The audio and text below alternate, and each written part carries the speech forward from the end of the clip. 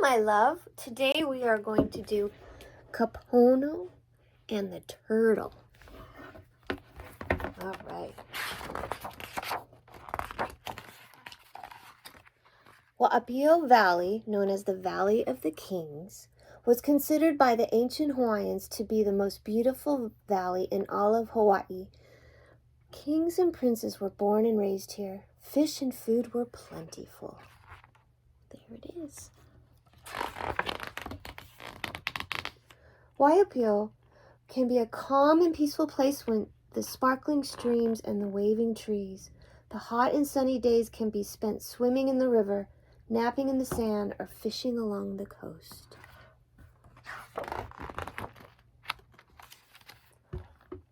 Waipio can also be a place where storms move in quickly and rivers swell with heavy rains.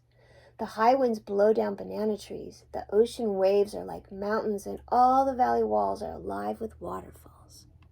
Wow, look at all the rain.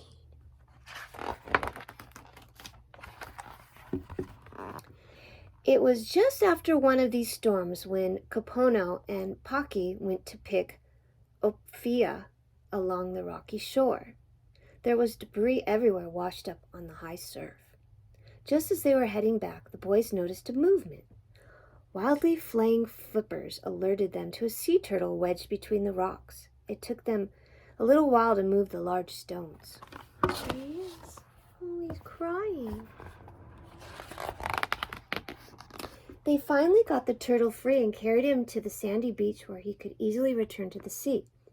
The side of his shell had a large dent, but it seemed well and grateful to be free. With one last turn of his head, he ducked under a wave and was gone. Kapono and Paki felt good about helping the turtle and returned home with many I can't even say opihi for their families to eat. I think that probably means fish. Kapono was a handsome young man. He worked hard in the taro patches and with his father planting, weeding, and harvesting. He was well known for doing a good job. He did stringing kukui nuts and coconut leaf midrib to be used as a candle. He enjoyed going to the forest to pick the kukui nuts. There's the kukui nuts. His great love was fishing and being by the sea. He enjoyed gathering the different seaweeds along the coast, throwing a net from the rocks. He became strong swimming and surfing the waves with dolphins leaping all around him. Wow, look at that. That's so cool. One day, he went to pick kukui nuts and decided to go further up the mountain to perhaps find some mahali. His mother was especially fond of the sweet-smelling leaves. There was a fog and it was raining lightly. A little alipio bird dashed here and there, following him through the forest. Kapono wanted to gather a few more of the fragrant tendrils.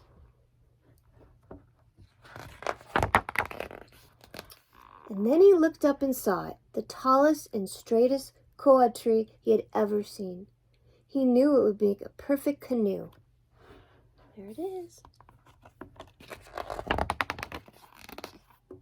After prayers and offerings, he began to chip at the big tree. Sometimes his friends would come to help. They would take dried fish, sweet potatoes, and taro with them, and sometimes spend the night. At last the tree fell with a huge roar. They cut smaller logs to use as rollers to slide the big tree down to the valley. Most of the men came to help with the heavy tree. It would take a few years of work to make the canoe. They built careful fires to burn out the hull and then chipped out the inside. The women curled and planted hahui and aloe fibers to be used for lashing the outrigger. There they are. Finally, the wood was cured, the canoe beautifully shaped, and the outrigger attached. Kapono was proud and happy to have such a magnificent fishing canoe. With ceremony, prayers, and feasting, the great day came to carry the canoe across the sand and glide it through the breakers.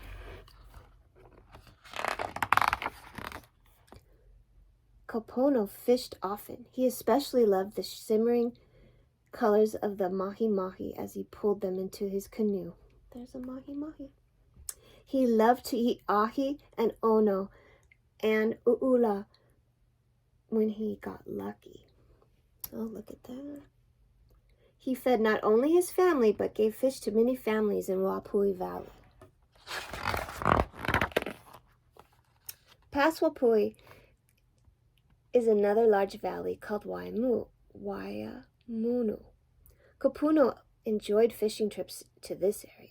The views of the valley and the waterfalls cascading down the rocky cliffs were spectacular. This was his favorite place to eat.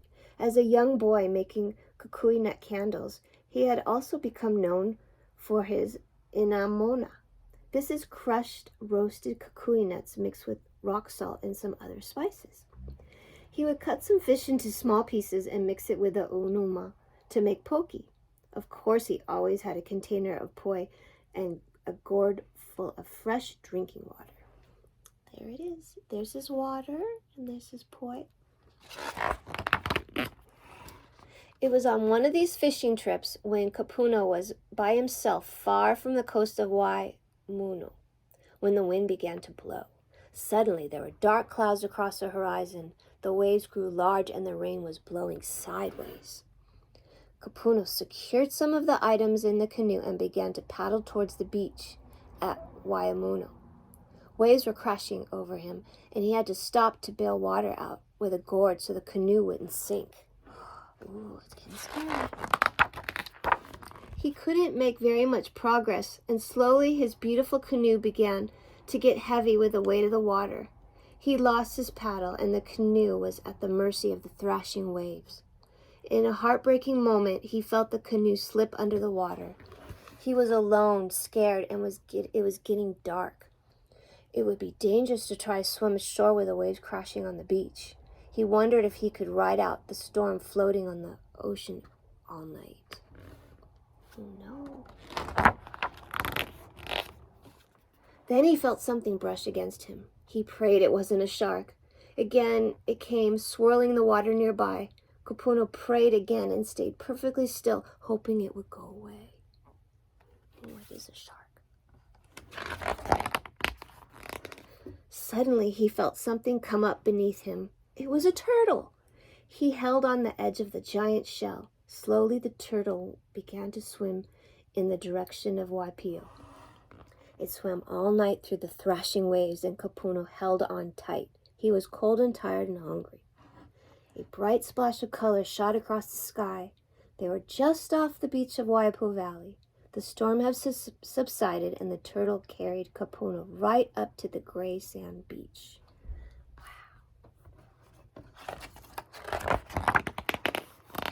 Kapono was so happy that he cried. He hugged the turtle and thanked him again and again. Of course, he was anxious to get home to let his family know he was all right and to eat something. Oh, he's giving him a hug. As the turtle turned to slip back into the waves, Kapono saw a large dent on the side of its shell. They looked at each other's eyes, both knowing what a special gift they had given each other. Oh, that's the one he rescued.